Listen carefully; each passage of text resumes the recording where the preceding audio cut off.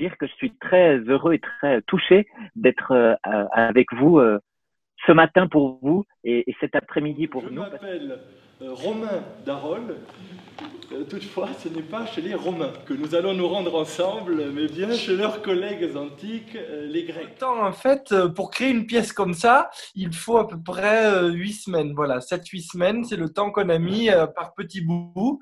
Un grand bout, on a répété on était l'été, la saison d'été, dans une salle de classe alors que c'était les vacances ici. Donc, on a utilisé une salle de classe pour être vraiment dans le contexte, c'est ce qu'expliquait François, pour pouvoir créer un spectacle sur mesure pour être joué dans les classes. Bon, mais pour ce qui est des personnages, bon, tous, avec François, on aime beaucoup travailler sur, et surtout François, sur la question de la joie. C'est-à-dire comment aborder les choses avec un élan de joie, un élan joyeux, un élan positif qui permet après de le transmettre aux gens qui nous regardent et qui sont face à nous. Et à partir de ça, ce que je peux dire, c'est que c'est vrai que tous les personnages sont assez joyeux à interpréter. Premier épisode. Allons à l'essentiel, c'est que juste avant de partir en Épire, Thésée a confié son épouse à son fils. Au départ, c'est un théâtre à Lausanne, en Suisse, qui s'appelle le théâtre de Vidi, qui m'a demandé de faire un spectacle pour les écoles, pour les lycées. Et l'idée, c'était de prendre un texte classique qui est étudié à l'école et puis de l'amener dans les écoles, parce qu'au départ, Romain ne jouait pas le spectacle dans les salles de théâtre, comme vous avez pu le voir sur la vidéo. Au départ, il venait vraiment dans les classes, comme dans la vôtre, par exemple, il aurait pu venir. Et puis, il jouait le spectacle devant les élèves à l'intérieur de l'école. J'avais envie d'en faire un spectacle joyeux pour montrer, en fait, à des gens de votre âge que le théâtre, ça peut être quelque chose de très chouette, quoi, de divertissant, d'intéressant, et pas un truc pour les vieux. Cet heureux temps n'est plus. Tout a changé de face depuis que sur ces bords, les dieux ont envoyé la fille de Minos et de Pasiphae. Il faut savoir que ce spectacle, globalement, je l'ai joué jusqu'à présent près de 260 fois à ce jour.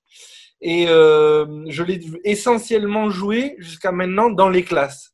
Et il se trouve que dans les classes, comme il y a ce début, comme je vous disais, où on fait croire aux élèves que c'est une conférence, moi, ça me demande vraiment beaucoup d'énergie pour devoir travailler avec la classe pour pouvoir conquérir les élèves. Vous voyez, si vous voulez, c'est un peu ça, c'est presque une conquête.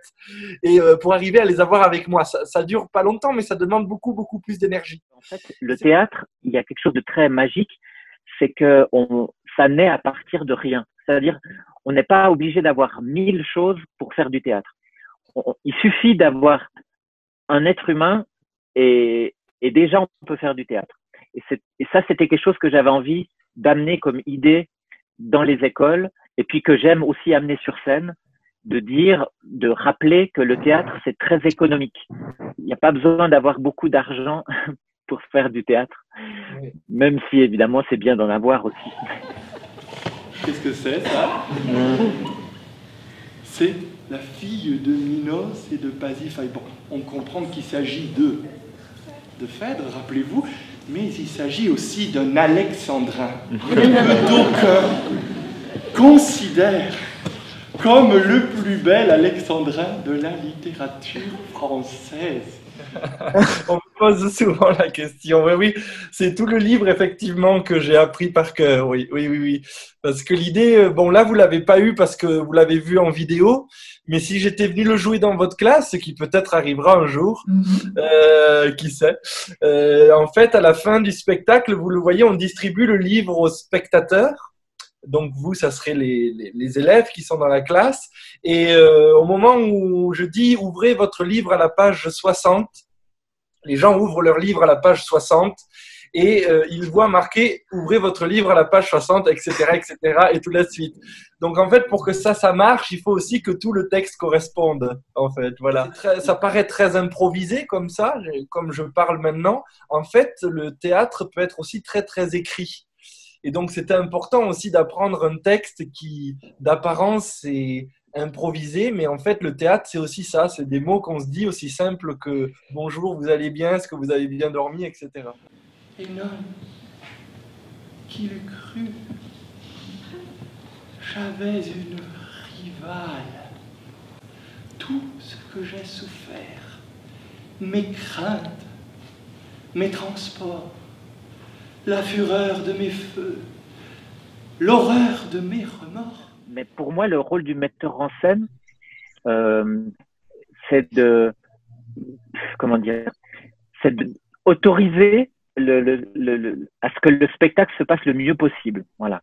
Et donner des petits moteurs qui vont faire que pour l'interprète, et là en l'occurrence pour Romain, que si je lui donne une indication, que ça soit pas un truc qui l'empêche de jouer, mais plutôt quelque chose qu'il ait envie d'essayer. Et donc de donner un petit quelque chose en disant, ben là dans le spectacle, à ce moment peut-être tu pourrais faire ça.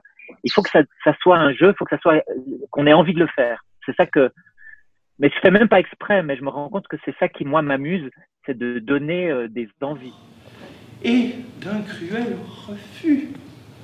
L'insupportable injure n'était qu'un faible essai du tourment que j'endure.